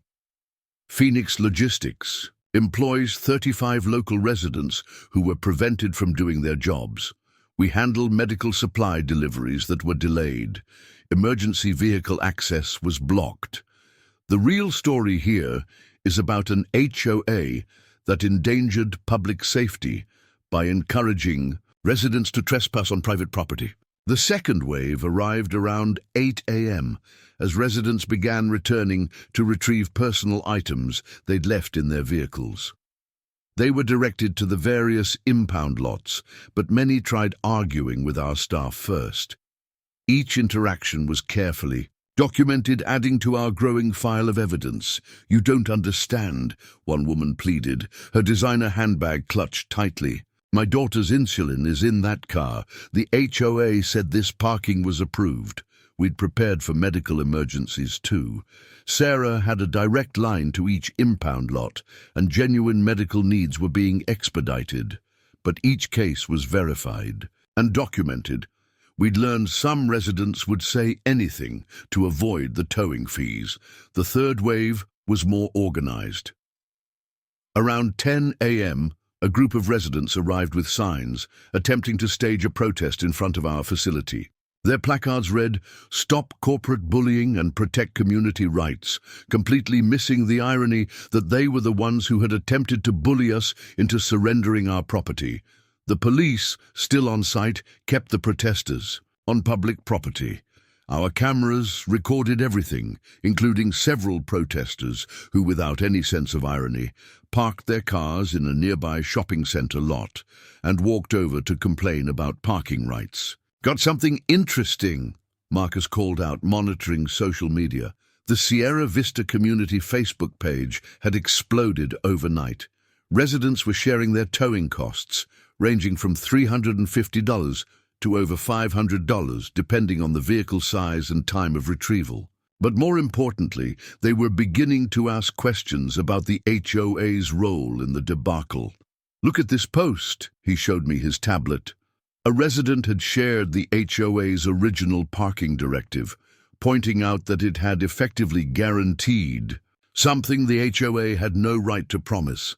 Others were chiming in, demanding to know why they'd been misled. Victoria Blackwood attempted damage control through a hastily written community update. "The board is actively addressing the unfortunate events at Phoenix Logistics. Legal options are being explored to protect community interests." Rebecca actually laughed when she saw it. "They still don't get it. Every time they suggest legal options, they're just digging themselves deeper. Keep that update. It's more evidence of their attempt to continue interfering with legitimate business operations." By noon, the situation had evolved into something unexpected. While some residents continued to protest and threaten legal action, others had begun questioning the HOA's leadership. The community's Facebook page was filled with residents demanding an emergency board meeting to discuss how this situation had been handled. "Check this out," Sarah called, showing me another social media post. A resident who identified himself as a real estate attorney had written a lengthy explanation of property rights and HOA limitations, effectively demolishing the board's position. Comments were flooding in as residents realized they'd been misled. One comment particularly stood out. "We each paid $350+ in towing fees because our HOA board thought they could just take someone else's property, and they're still threatening. Legal action they can't win. Time for new leadership." The protesters' numbers were dwindling as this reality set in.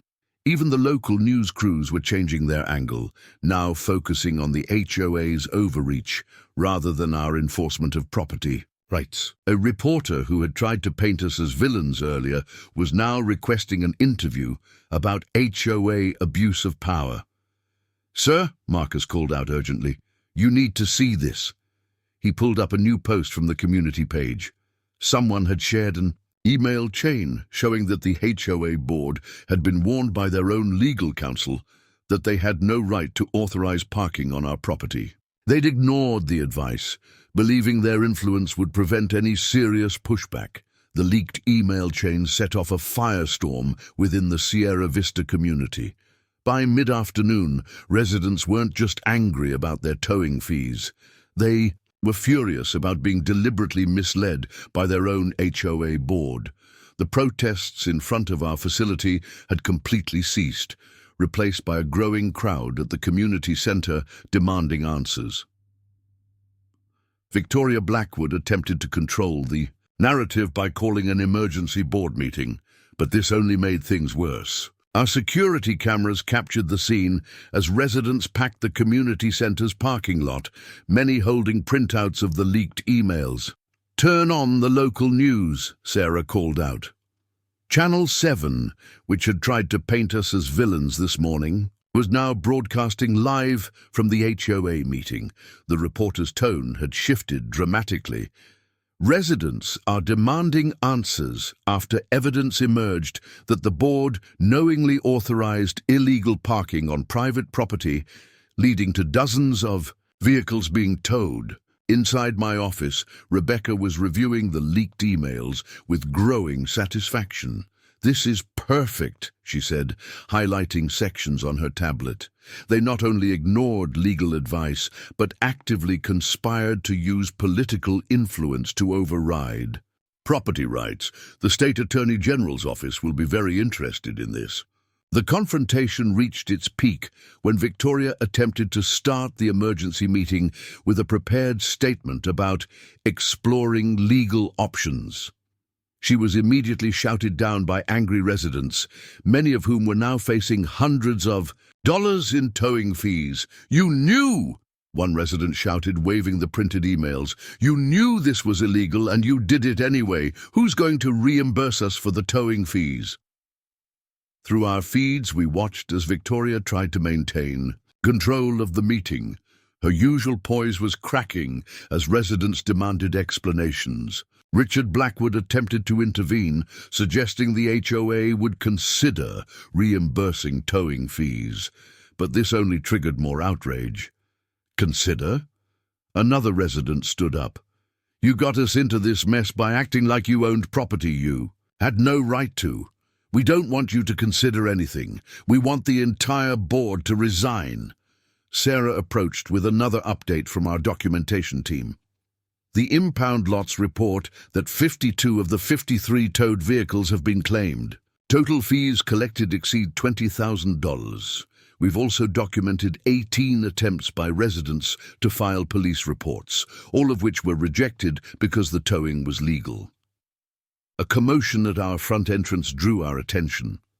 Victoria Blackwood had left the heated HOA meeting and was attempting one last confrontation. This time she wasn't flanked by lawyers or board members. She was alone, and she looked desperate.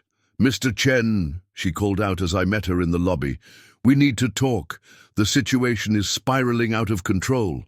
Rebecca materialized beside me, recorder already running. Victoria noticed it but continued anyway, her composure finally breaking completely. "The residents are talking about legal action against the board," she said, her voice shaking slightly. "They're demanding resignations. If we could just find some way to resolve this without further escalation." I studied her for a moment. The polished, threatening HOA president from yesterday was gone, replaced by someone facing the consequences of her actions for perhaps the first time. "Mrs. Blackwood," I replied calmly, "what exactly are you proposing? If you would consider, that is, if you could issue a statement supporting the HOA's position, perhaps suggest this was all a misunderstanding." She trailed off, seemingly realizing how weak this sounded. Rebecca stepped forward. "Let me be clear. My client will not perjure himself to help cover up your board's illegal actions. The evidence is clear. You ignored legal advice, misled your residents, and attempted to use political influence to steal private property." Victoria's face flushed. "We were trying to solve a community problem by creating a much bigger one," I interrupted. "You could have approached me professionally. We could have discussed legitimate solutions. Instead, you chose to take what wasn't yours and threaten me when I objected. Everything that's happening now is the result of your choices." "The board's reputation is irreparably damaged," Rebecca finished, "and based on those leaked emails, possibly facing investigation by the State Attorney General's office, I suggest you focus on finding good legal representation rather than asking my client to help cover up your actions." Victoria's shoulders slumped in defeat. Through the windows, we could see more news vans arriving at the community center. The HOA meeting had devolved into chaos, with residents now demanding immediate board elections and full reimbursement of all towing fees. "For what it's worth," I added as Victoria turned to leave, "this could have all been avoided with a simple conversation about respecting property rights. Remember that when you're explaining to your residents why their cars were towed." She left without another word, walking slowly back toward the community center where angry residents awaited. The peak of confrontation had passed, but the aftermath was just beginning. The next morning brought a surreal sense of normalcy to Phoenix logistics. Our parking lot was clear, delivery trucks moved efficiently through their routes, and employees parked in their designated spaces without issue. The only signs of yesterday's chaos were the newly installed security cameras and reinforced "no unauthorized parking" signs. "First time in 3 days we've had all deliveries on schedule," Sarah reported, reviewing the morning operations log. Johnson Medical Supplies driver actually applauded when he pulled up to a clear loading dock. The transformation wasn't just physical. Our immediate victory had ripple effects throughout the business. Employees arrived on time, operations ran smoothly, and the constant stress of dealing with unauthorized vehicles had evaporated. But more importantly, we'd established ourselves as a business that wouldn't be pushed around. "Got the final numbers from yesterday," Emily announced, handing me a detailed report. "Total cost impact to unauthorized parkers, $23,450 in towing and storage fees. Our documented business losses during the incident, $78,500. Legal expenses so far, $12,000. Rebecca, who had stayed to monitor any potential legal retaliation, was reviewing news coverage on her tablet. The stories evolved exactly as we wanted. Local business stands up to HOA overreach. They tried to paint us as villains, but those leaked emails changed everything. Our security feeds showed a stark contrast to yesterday's scenes.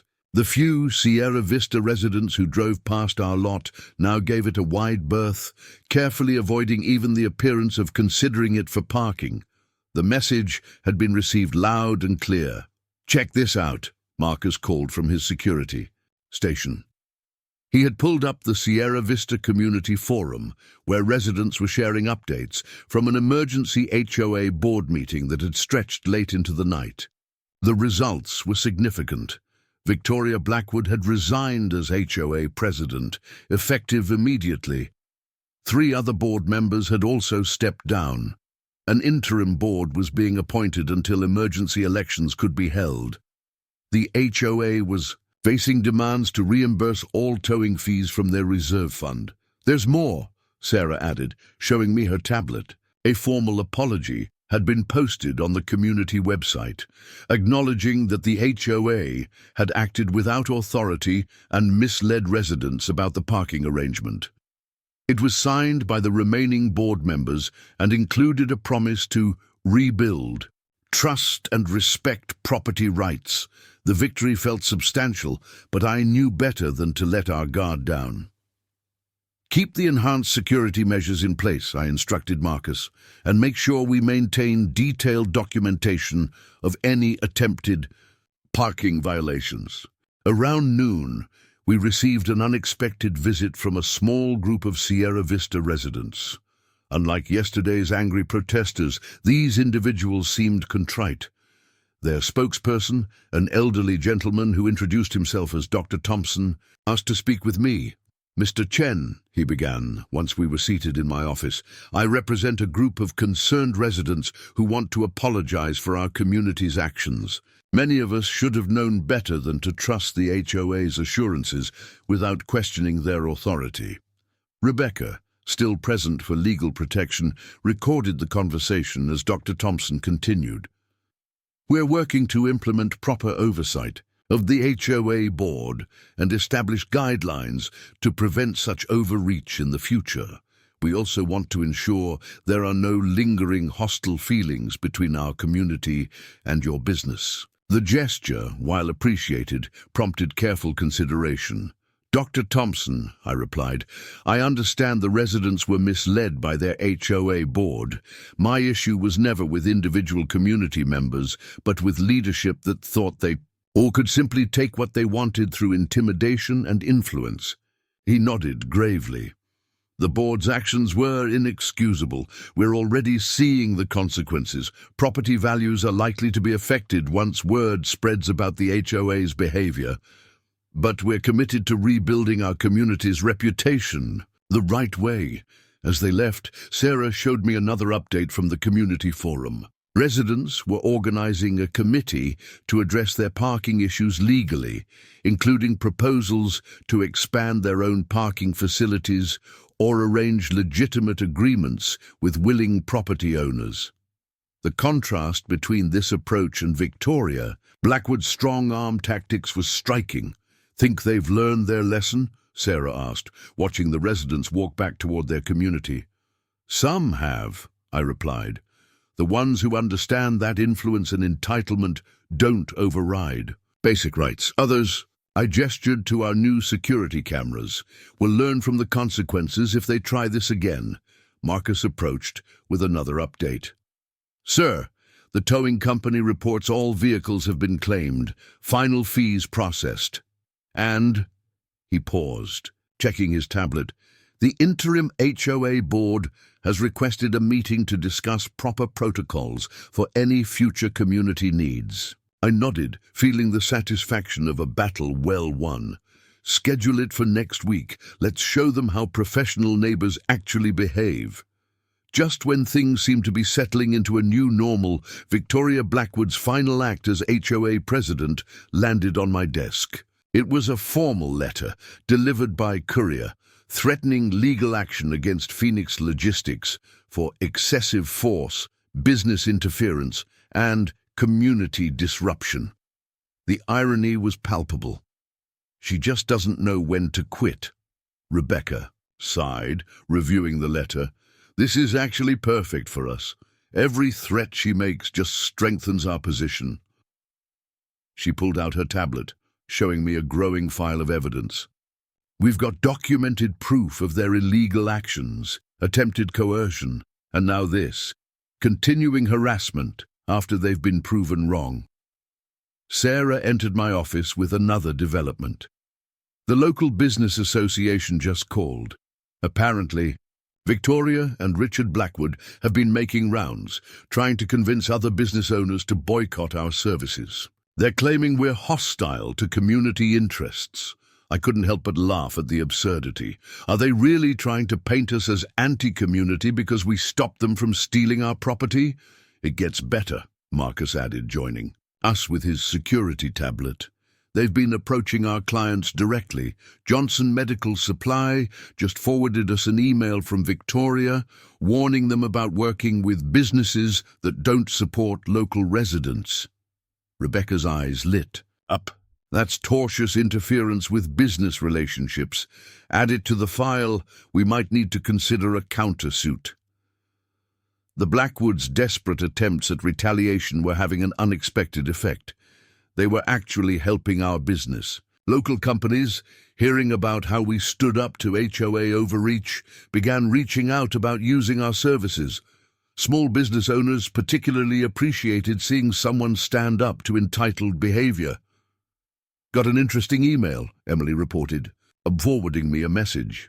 "The owner of Riverside Storage across town. Apparently, the Sierra Vista HOA tried something similar with them last year, claiming they had the right to use their facility for community storage needs.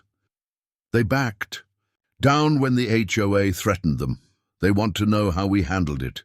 The story was spreading through local business circles, but not in the way Victoria had hoped. Instead of being seen as the villains, we were becoming a symbol of standing up to organizational bullying. Several other business owners shared similar stories of HOA overreach, though none had dared to fight back as we had. Around mid-afternoon, Richard Blackwood made one final attempt at intimidation. He arrived with what he claimed was evidence that our towing operation had damaged several vehicles. The documentation he presented was laughable.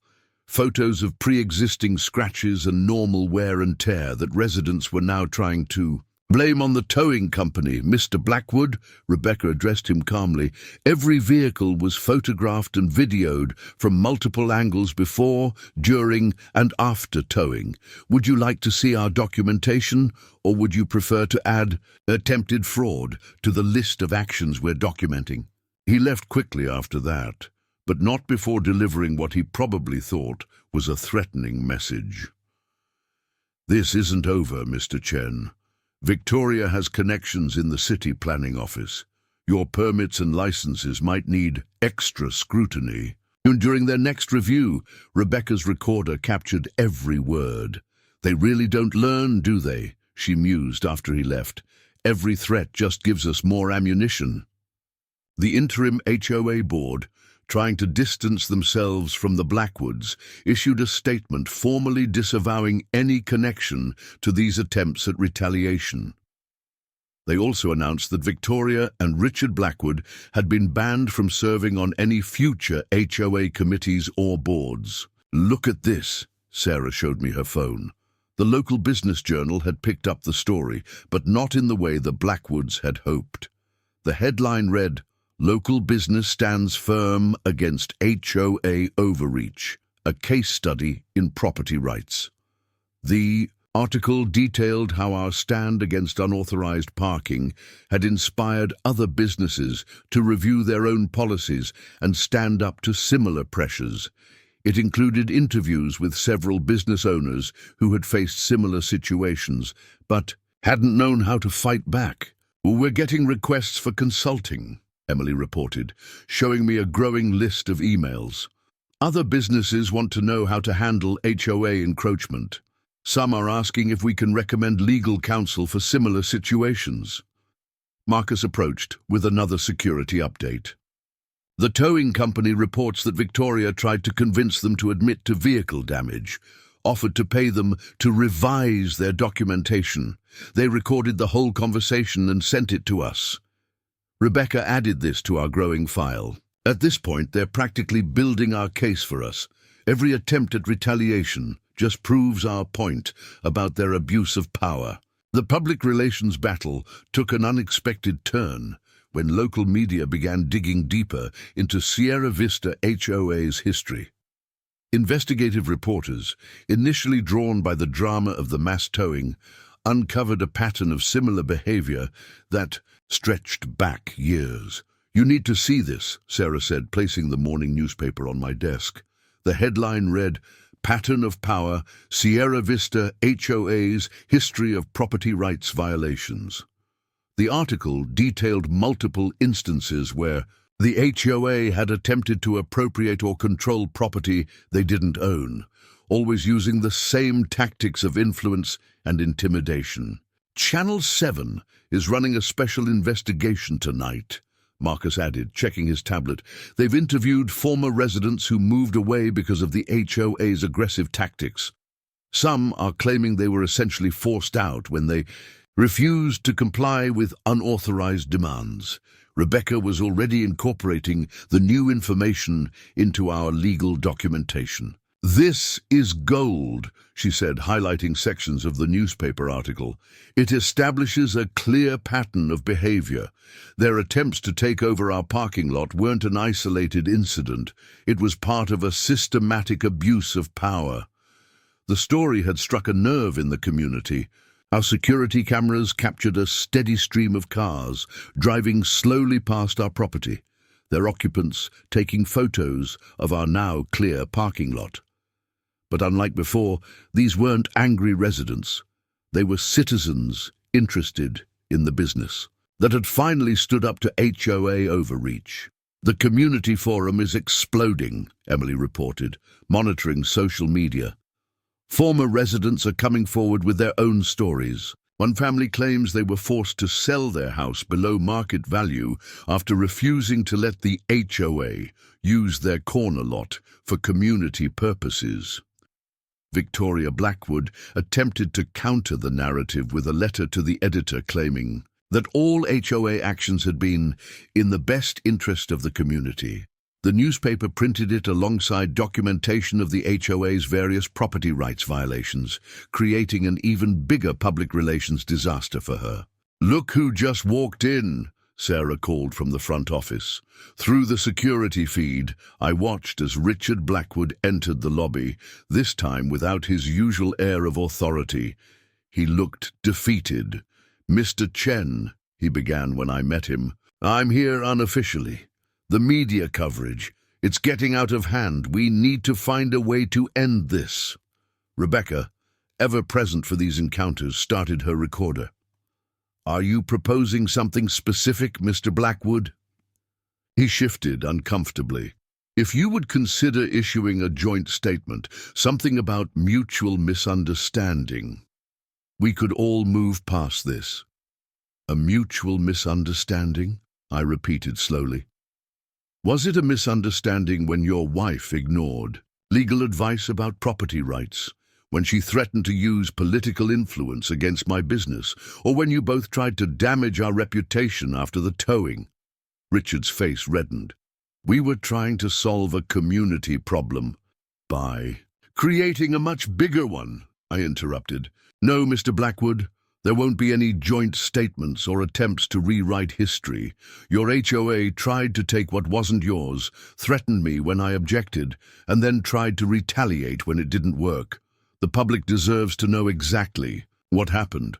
After he left, Sarah showed me the latest community updates. The interim HOA board had announced a complete overhaul of policies, specifically addressing property rights and the limits of HOA authority.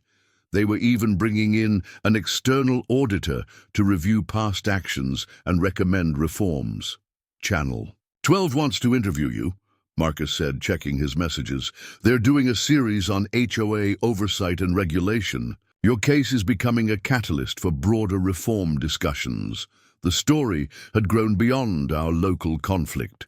State-level property rights organizations were using our case as an example of the need for stronger HOA regulations. Legal blogs were analyzing the situation, generally praising our methodical approach to documenting and addressing the violations. "We've got something interesting here," Emily called out, reviewing community documents.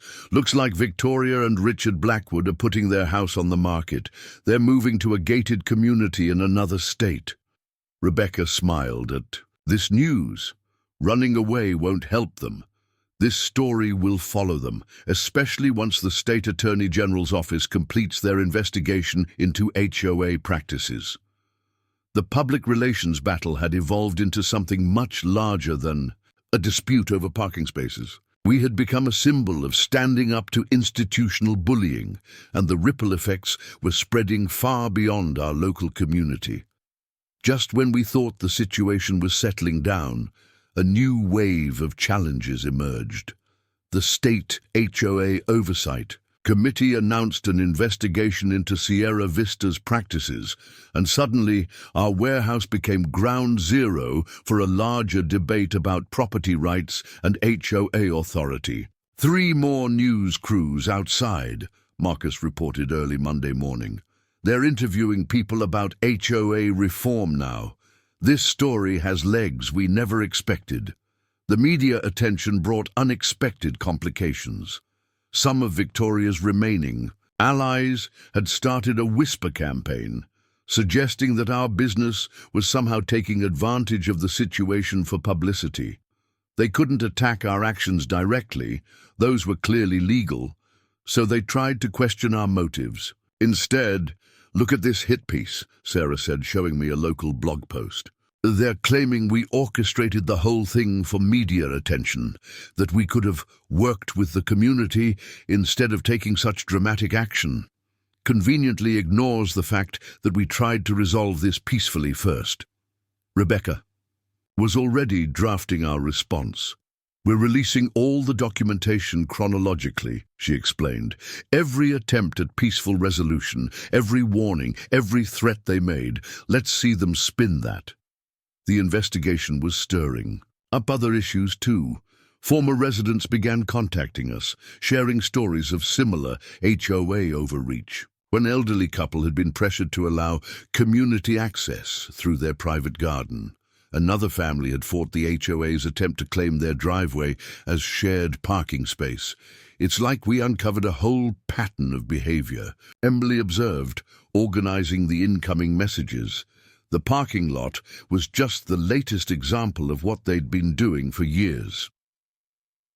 Around midday, we received an unexpected visit from state investigators. They weren't there to cause trouble. Instead, they wanted to understand how we documented everything so thoroughly. Our methods were being considered as a potential model for handling similar situations. "Your documentation is impressive," the lead investigator commented, reviewing our files. "Most people don't think to record everything from the start. You've created a blueprint for dealing with HOA overreach, but not everyone appreciated our thorough approach. Some local business owners who had previously given in to HOA demands were now facing questions about why they hadn't stood up similarly. Their discomfort led to some awkward encounters in the business community. The Chamber of Commerce meeting was interesting, Sarah reported after attending the monthly lunch.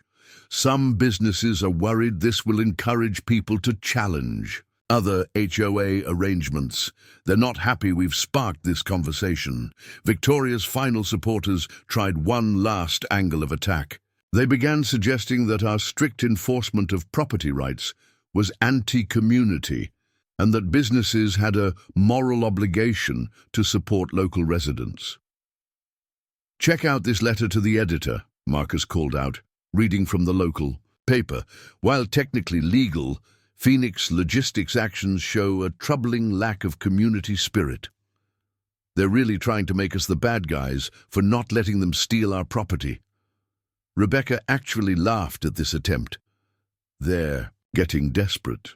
Notice how they have to acknowledge it was legal before trying to make it a moral issue. That's admission of defeat dressed up as criticism.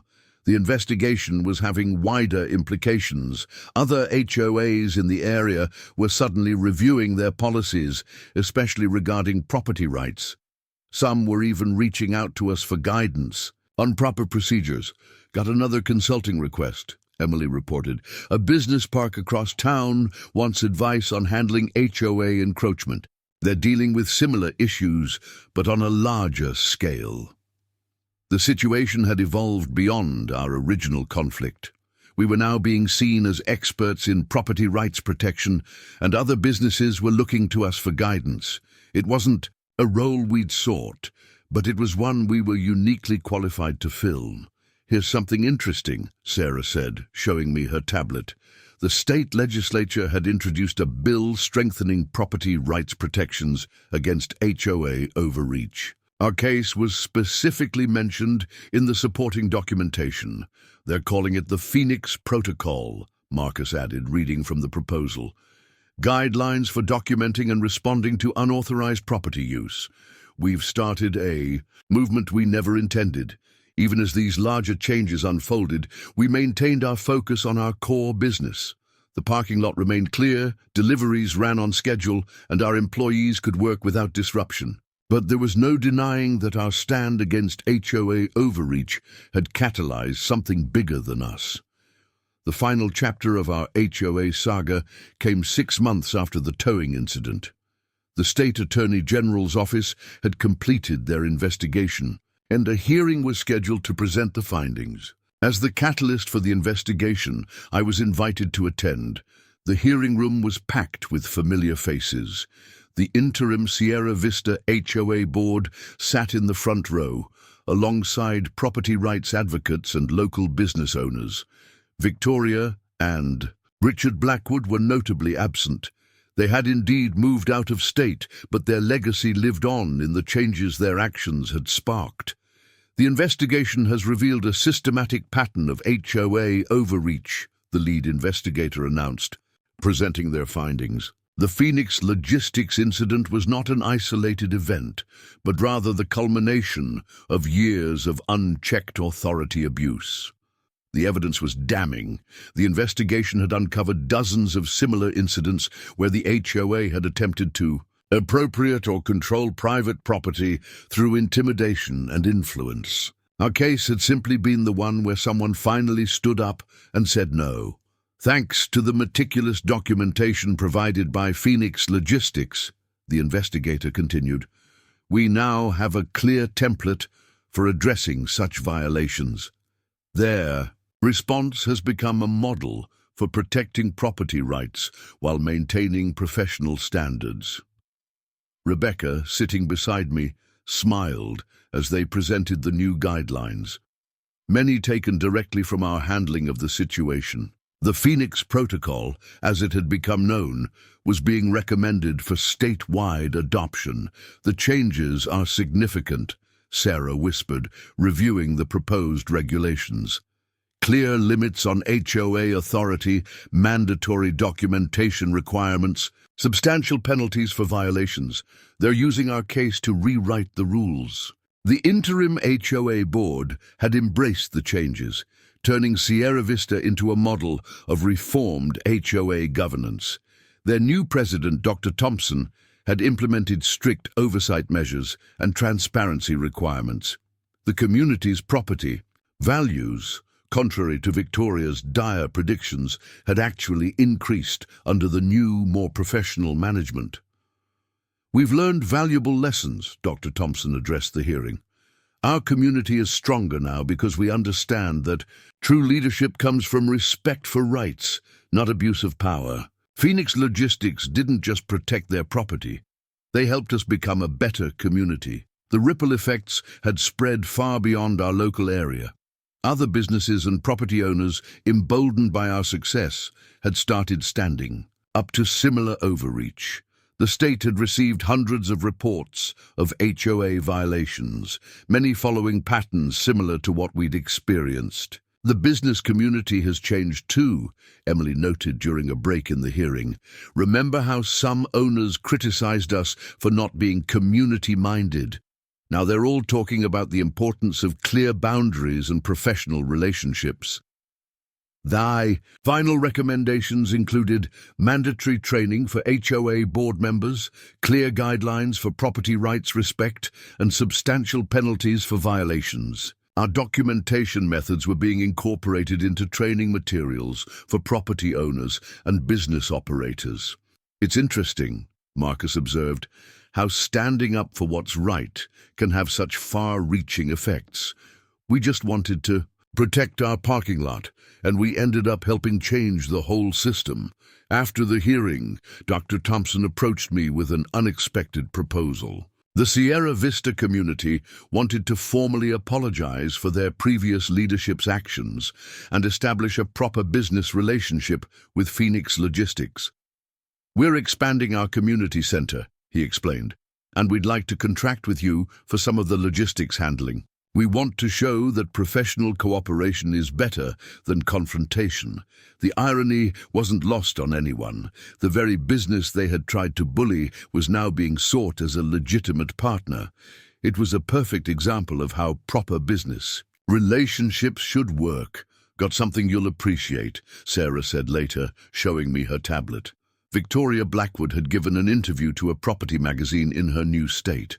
She was trying to spin the story as a cautionary tale about aggressive businesses, but the comments section was filled with people sharing our side of the story. Some lessons follow you, Rebecca commented with satisfaction. She can move away, but she can't escape the consequences of her actions. As I stood in my office that evening, looking out over our still clear parking lot, I reflected on how one simple stand for property rights had catalyzed such widespread change.